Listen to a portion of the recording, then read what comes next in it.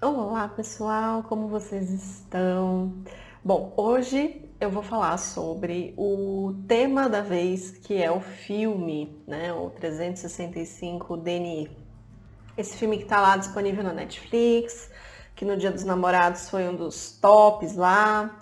E deu muito rebuliço, saiu muita informação, muita gente criticando, muita gente adorando. Então eu vim aqui para conversar um pouquinho com vocês sobre o tema do filme. Existem várias análises e eu vou trazer aqui a minha no sentido de orientação e não especificamente no sentido de criticar ou não quem curte filmes desse gênero, tá?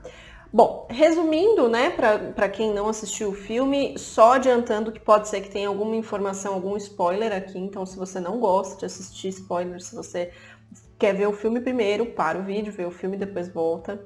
Mas, resumindo, né, para contextualizar aqui o nosso assunto, esse filme, ele traz, né, a história do Máximo e da Laura, né? O Máximo, ele é um mafioso, e a Laura, ela é uma mulher que ela tem a carreira, ela vive ali, né, numa relação amorosa que, ao que dá a entender, é bastante insatisfatória, né? E o Máximo sequestra a Laura durante uma viagem que ela está realizando no período do aniversário dela com o namorado e alguns amigos. E ele diz ali, né, que ele é apaixonado por ela, que ele está procurando ela há muitos anos, e ele acaba sequestrando ela, usando a força, né, e acaba falando para ela, olha, eu vou te dar 1 ano para você se apaixonar por mim, né. Logo no começo do filme, a gente identifica diversas atitudes agressivas, né, do Máximo, ali pegando no pescoço dela quando ela tenta fugir, né, empurrando, pressionando ela contra a parede, apertando o rosto, enfim. Várias situações ali que já geram um certo alerta, mas de alguma forma o filme causou, né, uma tensão entre as pessoas, porque ele também ficou muito famoso pela questão das cenas de sexo, que são bastante explícitas, enfim, e é um tipo de conteúdo que costuma, né, trazer um impacto aí, impressionar as pessoas. Então aqui, pessoal, é interessante a gente refletir sobre alguns aspectos e uma primeira coisa que eu gostaria de falar é que se você consegue diferenciar fantasia de realidade, maravilha, tá? O problema é que muitas pessoas, e eu acompanhei comentários, né, resenhas do filme, pessoas que também gravaram vídeos sobre o assunto, e questionários, né, que a gente faz nas redes, a gente pede para as pessoas comentarem sobre o que acharam do filme. Muitas pessoas, especialmente as mulheres, vieram com um discurso do tipo, nossa, eu gostaria de estar no lugar da Laura. Eu gostaria de ser sequestrada por um homem como esse. Existe uma ideia, né, romantizada de nossa, que história de amor maravilhosa, tá? E aqui eu vou pontuar algumas questões aqui para que a gente possa refletir sobre qual é a ideia de amor que as pessoas estão construindo, né? E o quanto a forma de amar das pessoas pode também estar adoecidas, tá? Então aqui, o problema é que muita gente acabou se chocando, né? Teve as pessoas que foram totalmente contras, só pelo simples fato de saberem que há uma história de romance, de paixão, que começa a partir de uma violência, que é o sequestro, né? Tem pessoas que já decidiram não assistir o filme, né? E já tem pessoas que assistiram no sentido de curiosidade, de saber o que achou realmente, né? De tirar a sua própria opinião, tá? Então, alguns pontos aqui que eu quero falar, tá? Os filmes eróticos, os filmes nesse estilo, temos também as histórias dos 50 tons de cinza, né? Tem outros tipos de livros, né? Tem bastante livro que fala sobre esse tipo de história. Ele costuma ser escrito, né? Pensado para o imaginário feminino, né? Que é construído aí, né, numa ideia de que o homem ele tem um poder, que ele tem uma forma de oferecer um amor e cuidado e proteção para a mulher, em que muitas dessas histórias trazem uma questão meio distorcida disso, né? Onde a proteção do homem vem com uma determinada agressividade e muitas mulheres entendem esse poder, essa masculinidade toda como uma ideia de proteção e não entendem que isso pode ser um lado mais de agressão do que de proteção, porque também é possível se proteger alguém sem usar do recurso da agressividade, tá? Então esse é um primeiro ponto, uma reflexão que a gente precisa fazer sobre esse tema. Outra ideia que algumas pessoas refletiram sobre é que acabaram associando a síndrome de Estocolmo, né?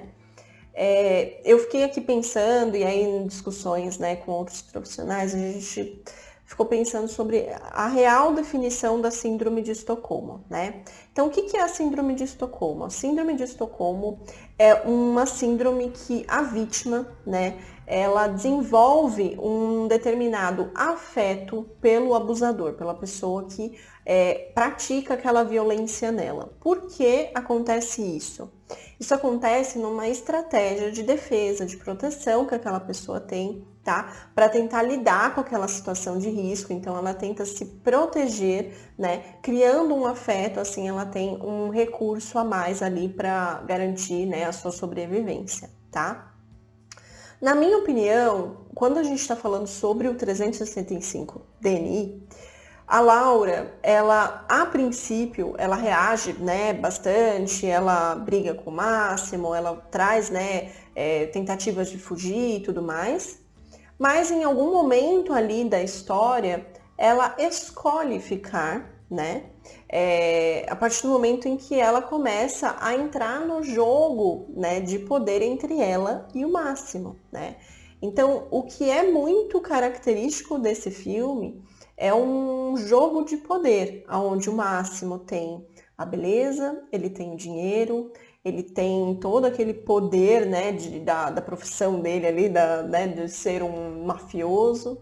Ele tem aquela coisa do querer fazer ela se apaixonar por ela. Então existe um jogo de poder ali dentro daquela história que a Laura se identifica e também entra nesse jogo, né? Então ela acaba, sei lá, tem a cena lá, né, que ela vai lá tomar banho na frente dele, que ela fica jogando ali um pouco com ele, e ela percebe que tem um poder sobre ele, né? E usa-se muito o jogo também sexual, né, da coisa. Então, existe um jogo de poder muito importante ali dentro, tá? É também identificado ali que quando ele consegue, né, ganhar um pouquinho mais da atenção dela, tudo mais, e ela acaba acreditando um pouco mais nas coisas que ele está falando, ele também oferece de volta, né, as coisas dela, o celular, enfim. E ela tem a escolha de ir embora, né? Ela tem a opção e ela escolhe ficar, né?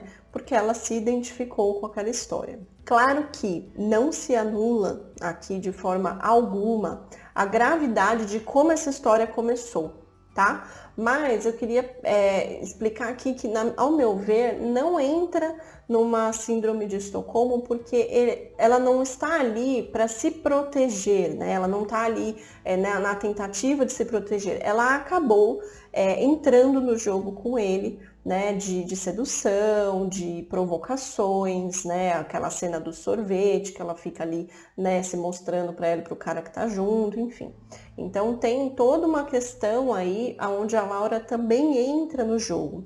E no caso da síndrome de Estocolmo, isso ocorre quando a pessoa, né, o abusador, ele pratica a violência e a vítima entende, né, que se ela tiver algum tipo de afeto, se ela entende que existe um recurso ali para se proteger, tá? Então é diferente da situação aonde eu identifico no filme, tá bom? Outra coisa que é interessante é que eu acho que também tem muitas mulheres hoje que estão passando por essa situação, né? De homens que fogem do compromisso, né? Homens que não querem nada com nada, homens que só usam e vão embora, né? Homens que querem, enquanto estão tentando conquistar, nossa, são príncipes. A partir do momento que conquistou, já realmente perde a graça e vão embora. Então tem muitas mulheres nessa realidade, né, com essa dificuldade de encontrar alguém que realmente se demonstre interessado, disposto, disponível para esse relacionamento. E no caso do filme, o Máximo demonstra um interesse gigantesco nela. Né? Chega a venerar a Laura, quando ela chega lá, você vê que ele tem um quadro dela, né, gigantesco na sala. Ele realmente quer conquistá-la, né? Ele quer que ela se apaixone por ele, né? A gente acaba se encantando, né? As mulheres acabam se encantando por isso, principalmente essas mulheres que estão vivendo essa realidade dos homens que não querem nada com nada. Né? Então as mulheres elas podem ter também se identificado por conta desse aspecto do homem ali, nossa, olha como esse homem ama a Laura, olha tudo que ele fez por ela, ele foi capaz de tipo seguir ela, né, tentar achar ela por 5 anos, até que ele conseguiu encontrar, e quando ele encontrou, ele sequestrou ela, porque olha o tanto que ele ama ela. É importante a gente também fazer uma reflexão sobre esse aspecto, né?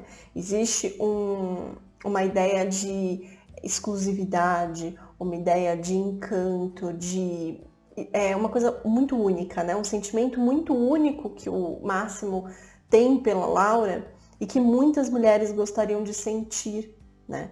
E por conta disso acabam se encantando, né? E se a gente for pensar sobre o histórico da própria Laura, que tipo de relação amorosa que ela tinha com o namorado, né? Aquele namorado que no dia do aniversário dela, ele sai ao invés de ficar com ela. Aquele namorado que quando ela chega pedindo a atenção dele, né, depois do trabalho, ele, não, vai lá descansar, tipo assim, dispensa ela. Então, ela vem de uma relação onde ela tem um histórico de ser invisível, de não ser ouvida, de não ser validada, de não ser cuidada. E no caso do Máximo, ele simplesmente paralisa a vida dele para encontrar ela, para sequestrar ela e garantir que ela se apaixone por ele, né? Então ele leva ela nas lojas, ele faz os jantares ali, né, maravilhosos para ela.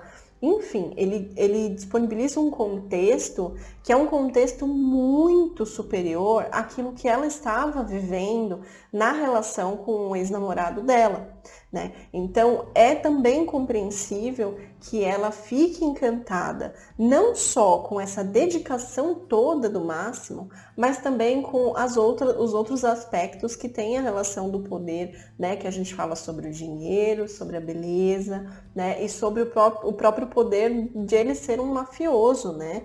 Então aquela coisa do perigo, né? De nossa, olha aqui, né? Essa coisa super diferente. Então isso também pode ser um aspecto que causa um alvoroço aí nas mulheres e na própria Laura, como a gente vê no filme. Um outro ponto que eu gostaria de falar sobre o jogo do poder, onde acontece ali dentro do filme, é que existe uma coisa entre os dois, né? Onde um fica ali atiçando, provocando, né? Incentivando, e o outro, né, não cede, aí frustra, fica um competindo com o outro.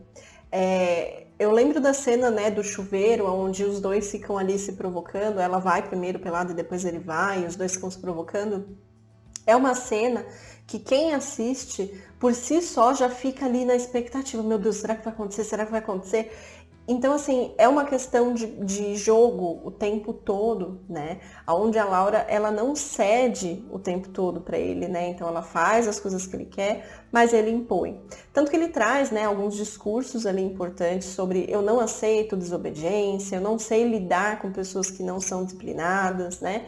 Então esse fator também ele é bem importante para a gente depois falar sobre alguns aspectos que são de alerta aí para esse filme. Essa questão do jogo, né, que eu falei, ela é bem importante porque ela vai aumentando a expectativa do quando realmente a situação se concretizar, né? Então esse jogo da conquista, do poder entre os dois, ele vai aumentando a tensão, aumentando a tensão, aumentando a tensão, até que um momento a Laura resolve, né, ficar com ele ali, depois que ela se afoga, ele salva ela, enfim.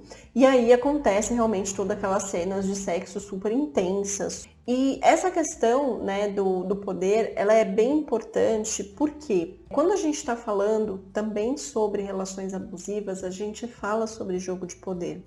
tá? É sempre uma pessoa que exerce mais poder e uma pessoa que tem menos poder na relação e acaba sendo mais submissa, né? Acaba sendo realmente mais abusada, tá? E esse aspecto eu vou falar um pouquinho mais nos próximos tópicos, tá? Vamos falar um pouquinho sobre os comportamentos abusivos que eu identifico no filme, que eu acho bem importante a gente discutir. Porque apesar de ser uma história, de ser um filme, teve algumas pessoas, ai gente, é só um filme. É só um filme. Só que tem pessoas que assistem esse filme e realmente acham que é normal, que é assim mesmo que acontece, é saudável viver uma relação dessa forma, porque no filme é trazido aquele amor maravilhoso, aquele amor incrível, que eles, né, nossa, super apaixonados, e aquilo não é amor, tá, gente? Aquilo ali não é amor, aquilo lá é puro jogo de poder, pura questão de tensão sexual, né? Tanto que, se você identificar ali no final do filme, quando a Laura mesmo fala que ela se apaixonou por ele, parece que ele dá uma sossegada, que ele para de se dedicar tanto, então ele já começa ali a, poxa, ela vai lá tomar café e ele sai fora, né? Ele já não está mais tão disponível, tão empolgado quanto antes. Os comportamentos abusivos que eu identifico nessa história, né? Eles são comportamentos que são pontuais e foram acontecendo ao longo do filme, tá? Mas eu acredito que a relação ali naquele primeiro momento ainda não era especificamente abusiva, tá? Ela estava sendo construída aquela relação, mas a tendência pelo próprio comportamento do Máximo e pelo próprio jogo de poder, né, que os dois caíram, poderia realmente fazer com que eles entrassem numa relação abusiva, sim, tá? Então, eu vou falar aqui os comportamentos que eu identifico que são bem preocupantes nesse aspecto do filme. Então, vamos lá, gente. O primeiro de tudo que eu, assim, acho que, né, ninguém tem o direito de tirar a liberdade do outro, né? E no caso do Máximo, ele simplesmente não deu opção nenhuma para Laura, ele não tentou conversar com ela, ele não tentou né, falar, poxa, eu estava te procurando há muitos anos, vamos conversar. Não, ele simplesmente se viu no direito de raptar, né, sequestrar a Laura e levar para a fortaleza dele, sem dar nenhuma opção de escolha. Então, quando a gente fala sobre comportamentos abusivos, excluir, né, não permitir que o outro tenha o poder de escolha, é um comportamento abusivo e é o primeiro que já ocorre no filme. Segundo ponto, quando ela chega lá e ela se identifica ali, né, dentro daquela casa gigante, e ela vai lá conversar com ele, né, e aí eles estão naquela parte da sala ali que ela vê o quadro, enfim, ela reage mal, ela não gosta, ela fala que ele não tem o direito de fazer aquilo e tudo mais, e ela é agredida, né? Então ele tem ali comportamentos de empurrar ela no sofá, jogar ela na parede, apertar o pescoço dela. Então, esses comportamentos, pessoal, por mais que a gente tenha visto ali na história, nossa, não sei o quê, não são aceitáveis em nenhum contexto de relacionamento, tá? A pessoa te jogar na parede, apertar o seu pescoço, te jogar no sofá, não deve ser aceitável, tá bom? Então, esse é um outro aspecto aí importante, tá? Outra questão que acontece no filme, ele fala sobre tocar o corpo dela, né, que não, eu não vou fazer nada que você não permita. Só que ele, em diversas vezes, faz coisas que ela não autorizou, como tocar o corpo dela. Tem a situação que ele pega no seio dela, tem a situação que ele coloca a mão dentro da calça dela e ela amarrada dentro do avião. Então, tem diversas situações ali que a gente identifica que não houve um consentimento da Laura, apesar dele dizer que não iria fazer nada. Então, o discurso dele é uma coisa e o comportamento dele é outra. Outra coisa que acontece que eu também achei interessante, ele deu diversas roupas para ela ali e tal, e ele traz aquela fala assim, como fui eu que paguei, eu vou ver na hora que eu quiser. Gente, né, assim, é uma coisa pesada, né? Como assim você vai ver a hora que quiser? Você está comprando aquilo para controlar a pessoa, né? Para você comprar ela, né? Qual que é o direito dela de decidir a hora que você vai ver o corpo dela? Outra questão que acontece também era da roupa, né? Ela vai lá vestida com aquele vestido dourado, super bonito, super sensual. E o amigo, né, um dos funcionários dele, sei lá, fala, ele vai te matar na hora que ele te ver com esse vestido. E ela vai lá pra balada, enfim, encontra com ele. e dá todo aquele auê no filme, né, onde sai briga, onde um rapaz tenta, né, assediar ela, enfim, e aí acaba saindo uma briga aí com uma outra, né, gangue rival, enfim. E depois, né, quando eles discutem sobre a história do filme, sobre a história, né, do abuso do rapaz e tal, o Máximo ele traz uma culpa para Laura, né? Olha o que você fez eu fazer, você foi lá com essa roupa. Esse é um outro aspecto extremamente abusivo, né? Parceiro nenhum tem o direito de dizer que roupa você deve ou não usar, né? E o fato do outro não respeitar a sua individualidade, não respeitar o seu espaço, o seu corpo, também não é culpa sua, né? Então, mesmo que a mulher vá vestida de uma maneira muito sensual, muito chamativa, ela só deve ser tocada se ela der autorização para a pessoa, tá?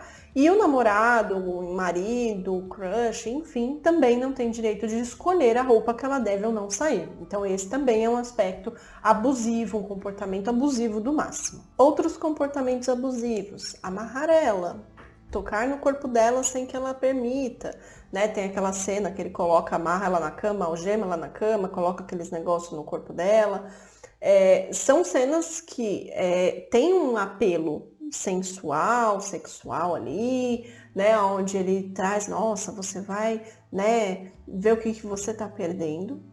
Mas na realidade ela não permitiu que ele fizesse aquilo. Ela foi amarrada, ela foi, né, imobilizada e ela estava nua, né? Ela estava ali só com o roupão dela, tal. Então assim, esse também é um aspecto que chama bastante atenção, porque lembra também aquela questão dos 50 tons de cinza, né?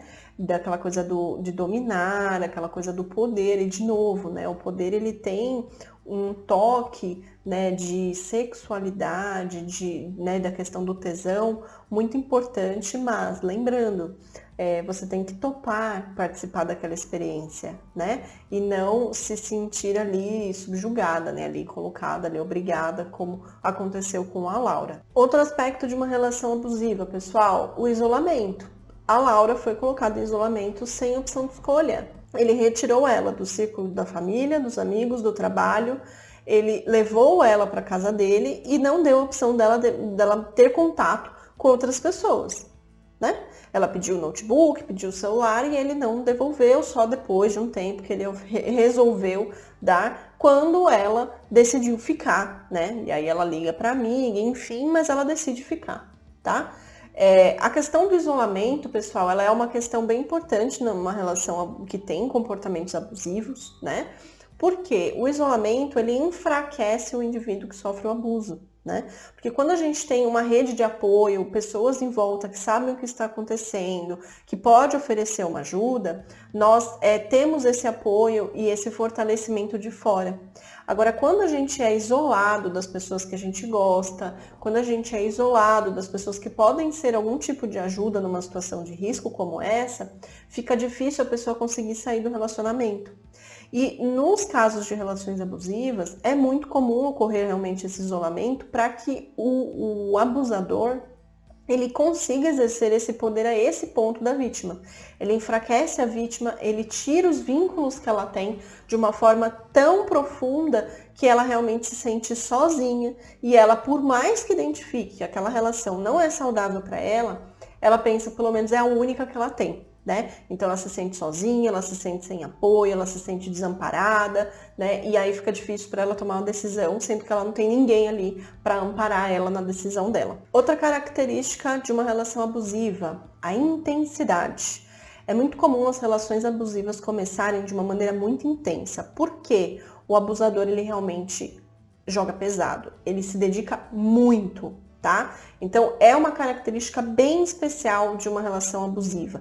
O sentimento tudo muito intenso, o tesão muito intenso, o sexo muito intenso, aquela coisa da ideia, né, da paixão que as pessoas confundem com o amor. Nossa, é um amor que eu nunca senti na minha vida. E realmente é muito rápido, é muito assim, e faz com que a pessoa simplesmente viva aquilo de uma maneira extremamente intensa. E da mesma forma que acontece a intensidade, acontece com rapidez, tá? Então, esse também é um aspecto que acontece no filme, né? Você vê que ali, em menos de, sei lá, 10 dias, ela já fala que está apaixonada por ele. Pessoal, uma coisa que é muito importante a gente trazer aqui é que nesse filme, num todo, e assim, é possível ver isso em histórias de amor, né? Em livros, em outros filmes e tal, existe uma idealização muito grande dos parceiros, né? Então, pensando sobre o filme, né, do Máximo e da Laura, o Máximo, ele idealizou de forma gigantesca, né, a Laura, então ele ficou ali procurando ela por anos, fantasiando com esse momento onde eles iriam se encontrar. Ele planejou ali, né, toda aquela situação, fica meio confuso se realmente o ex-namorado da Laura, ele, né, traiu ou se foi o Máximo que montou a situação para tirar as fotos dele com outra pessoa, enfim.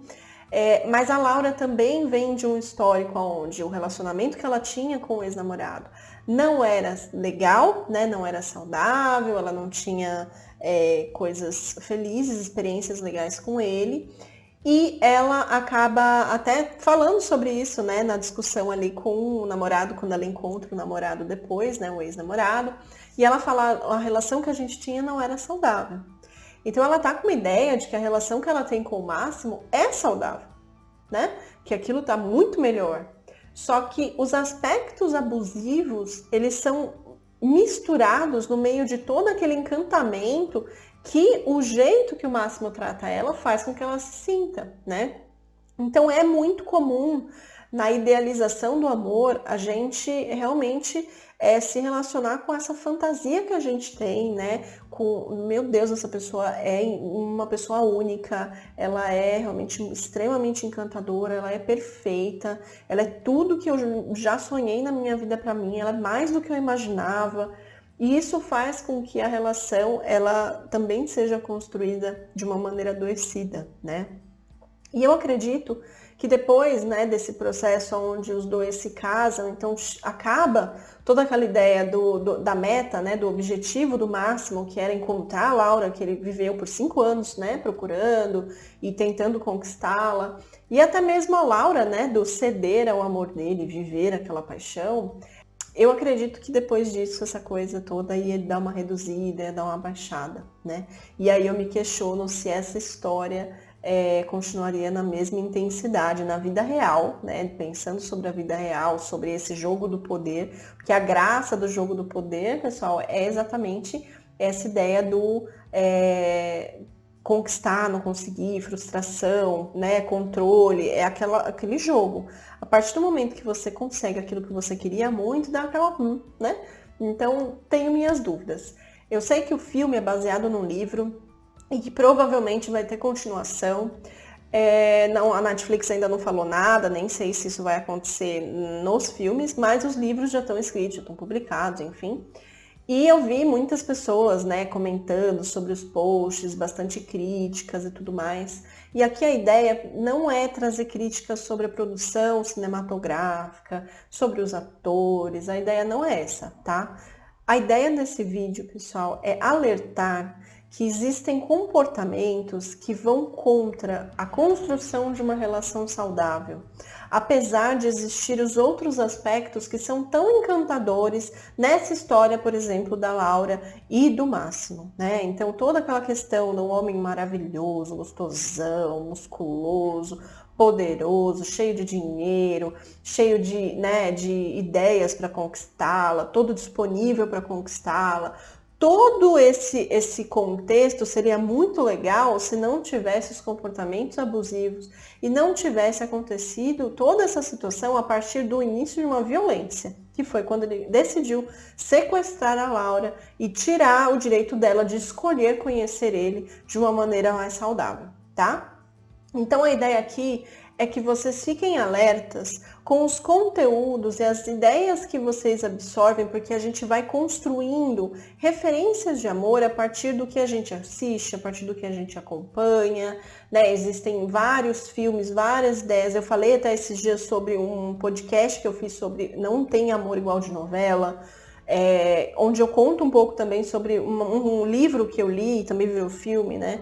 que tem uma ideia de amor assim muito, né, incrível, maravilhosa, apaixonante, e na vida real isso não é saudável, né? Então, assim, a gente precisa tomar cuidado com as crenças que a gente construiu, tá? Se você assistiu esse filme e você se sentiu mexida, se você assistiu esse filme e ficou sonhando em ter uma relação como essa, realmente provocou sentimentos em você, né, que trazem essa ideia de desejar viver aquilo, é importante você avaliar em qual contexto, em que tipo de referência de amor que você construiu a sua ideia de amor, tá? Por quê? A relação saudável, ela tem uma base extremamente sólida no respeito e na liberdade, tá? São duas coisas que ali no filme não são exercidas. A Laura não tem direito de escolher estar ali, né? Logo de início, ela acaba se encantando por todo o jogo de poder, ela cai ali no meio dessa história, mas ainda assim com a liberdade que o Máximo dá, devolvendo as coisas dela, enfim, o celular, ela ainda assim não tem uma liberdade simples como, por exemplo, para chamar a família dela para assistir o casamento deles, que ele não quer.